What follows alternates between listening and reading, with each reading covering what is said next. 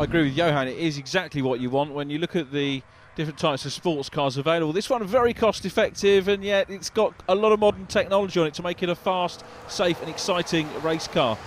It's a rolling start for the Sakers here at Brands Hatch. This is a very interesting formula. If you haven't seen it before, it's well worth a look, because we have sprint races for single drivers and endurance races as well. There's a championship out in Netherlands, as you've already heard, and really something for everyone in this championship. We've got an onboard with championship director Paul Rose, who some of you may well know from the Fun Cup, and away they go. Cracking start then, and into the lead from pole position goes Rohier de Witt. The Continental driver Tim Wilden gets squeezed out, and I think the pole man Paul Rose is down in third place at the moment, the open top car, but he's nipped back into second place ahead of Laurens de Witt in the white car as they go around Druids for the first time.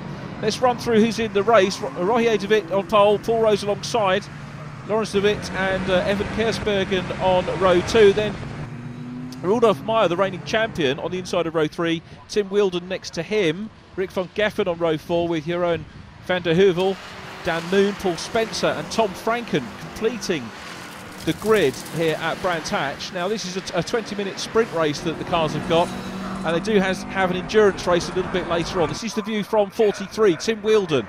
Now if you know that name, you might remember him in Formula Palmer Audi in the early days. And Tim when we see him from the outboard shot, the white car with the blue, he's in front at the moment, having a three-way scrap with Rick van Geffen looking up the inside in the 22 car, and then the spider of Jeroen van der Heuvel behind him. So three-way scrap in these very early stages. Now the specifications of the cars, they're built on a steel space frame. Many racing cars are of course just that these days. GRP body. You've got the choice of the traditional sports car look or the open look. And the engines powering these cars, 2-litre flat 4 turbo engine. The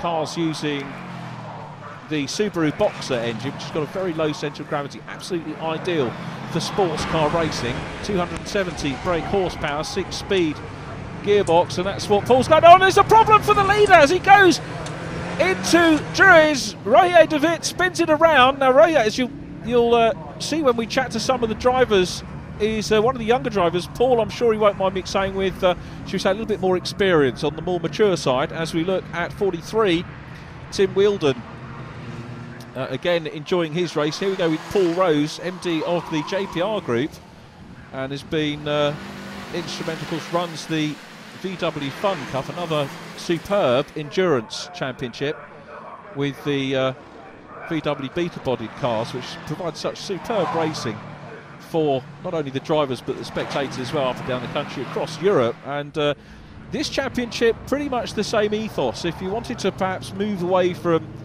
driving the VWs, then this is a great place to come into sports car racing. Early days in the UK, but a very healthy championship out in Holland at the moment for sure. Last year, 32 drivers scoring points in the championship, and we've got some of the best drivers in that championship here. They've already had 3 rounds thus far in 2012. As recovering is Rohier de Witt going through. We're looking at the red 83 car of Evan Kersbergen, Red Pepper Racing entered car, and the action still continues on down the field. Jeroen van der Heuvel putting some pressure on Rick van Geffen at the moment. Getting away from them is Tim Wilden, joint managing director of Fluent Money. So if you want to borrow some money to come racing, he's probably a good guy to talk to, his company.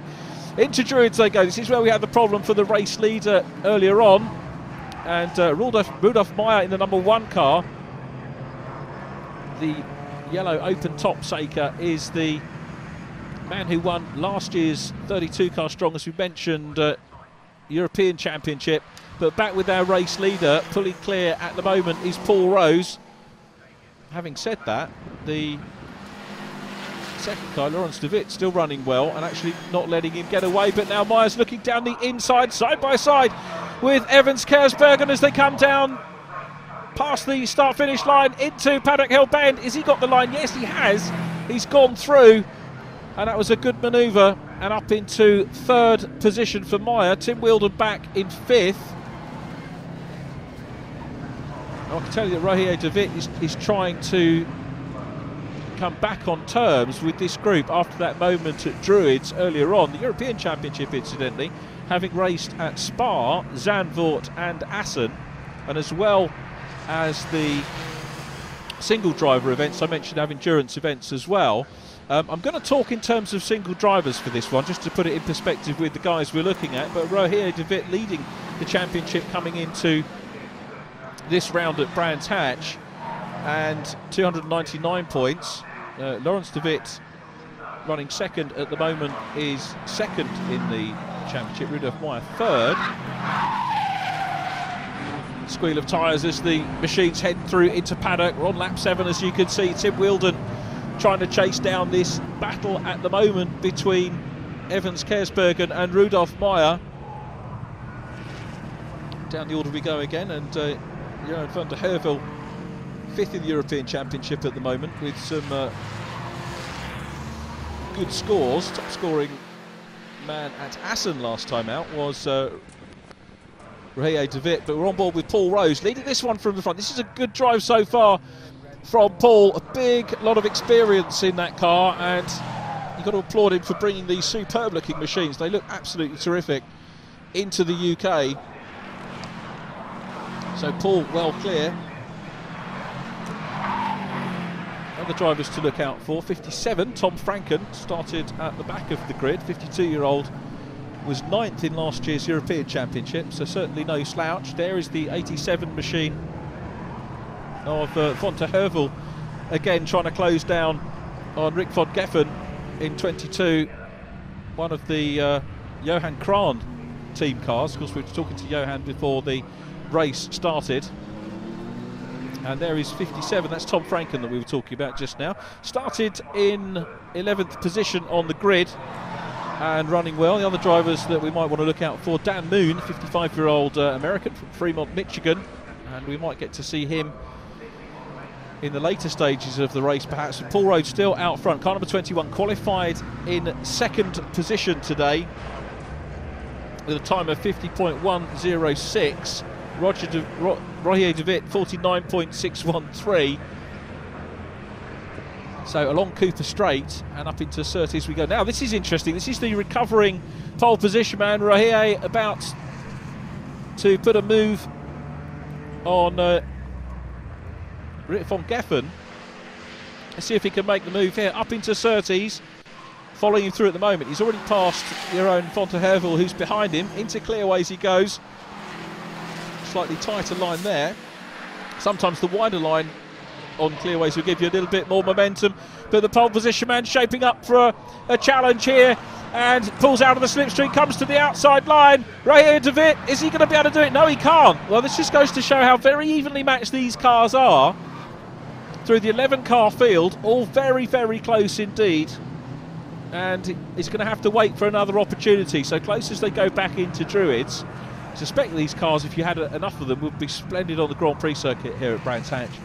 And the Indy circuit, very tricky, very difficult circuit to have to overtake. You have to build the momentum up over the course of the 1.2 mile lap, and that's exactly what Rohier is trying to do at the moment. Great livery, incidentally, on the car. So this round part of the European Championship as well takes a very wide line here. And let's have a look and see. He's actually selling a bit of a dummy, goes to the inside, thinks about going back to the outside line. Up ahead, we've got Evan Kersbergen and Tim Wheeldon still involved in action, but we're going to go back to the front of the field. Paul Rose is here at the moment. Look at the G-force graphic. So the driver's really having to work hard, but Paul making it look pretty effortless at the moment in lead position.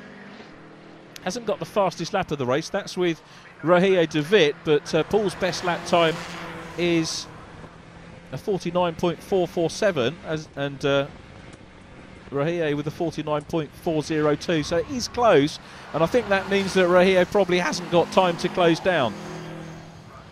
Tim Wheeldon goes through, so Rohier de Witt's made the pass, and he's now got to try and close down on Tim, who's running in fourth place. Sorry, fifth position at the moment, because you've got Evan Kersbergen in third ahead of him. Paul Rose still leading. Lawrence de Witt in second place. Rudolf Meyer in third. Then Effen Kersbergen. Rudolf Meyer in the yellow car just ahead of them. So this one's shaping up to be quite a good little sprint race for these cars. Guest driver in the invitation class this weekend, the Pro Sport LM3000. Good to see that car back out. Paul Spencer. Paul qualified down in 10th position, and similar looking car. Slightly older technology to be sure, but great for him to have his chance. As we look again at Rogier de Witt continuing his climb back through the field, and he's closing up, no doubt about it, on Tim Wheeldon. Rogier with a lot more experience. Will he be able to overhaul Tim and maybe get onto the podium? Join us after the break to find out.